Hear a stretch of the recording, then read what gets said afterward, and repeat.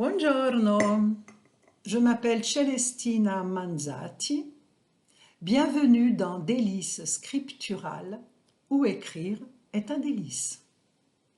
Aujourd'hui, je vais vous lire un passage de mon autobiographie intitulée « Trame au fil de la vie ».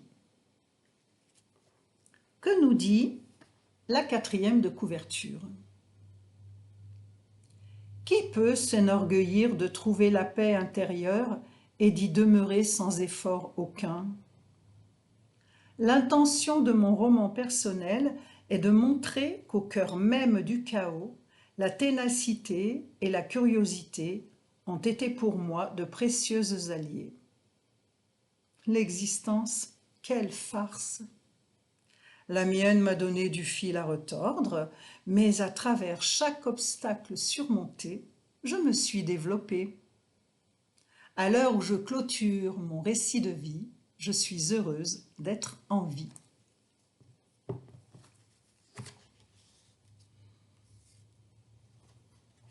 Celle qui vivait bien avant les méchantes guerres, éclairait le futur et berçait l'illusion en son sein pour nous rendre plus lucides. « Santo Dio !» implorait-elle, « protège-les toujours des tempêtes et du gel des cœurs. Fais jaillir le feu sacré de leur incrédulité. Tant de maux sont à venir. » Elle pétrissait le pain des villageois, offrait le lait de son troupeau, amidonnait les chemises et, quand il le fallait, reprisait les linceuls. Oh, les larmes versées! Celle qui jardinait sous l'astre, éberluant, sans relâche, engrangeait et attisait la flamme le soir venu pour relancer le feu des cheminées mémorielles.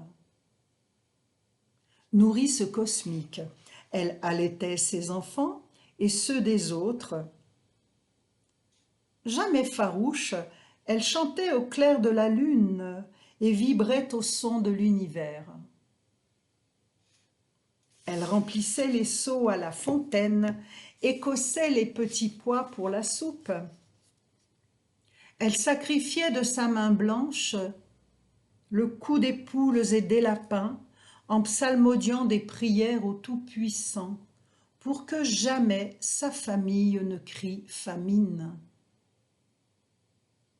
Au coin de l'âtre, elle contait des fables à dormir debout. Puis elle s'assoupissait en murmurant « C'était encore une belle journée ». Celle qui rêvait d'ailleurs ne quittait son village que pour aller soigner bêtes et gens des monts alentours.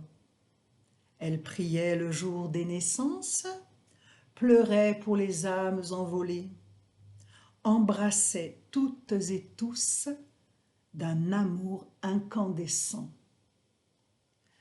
Celle qui fut mon arrière-grand-mère et dont je porte le prénom Celestina. Merci de m'avoir écouté.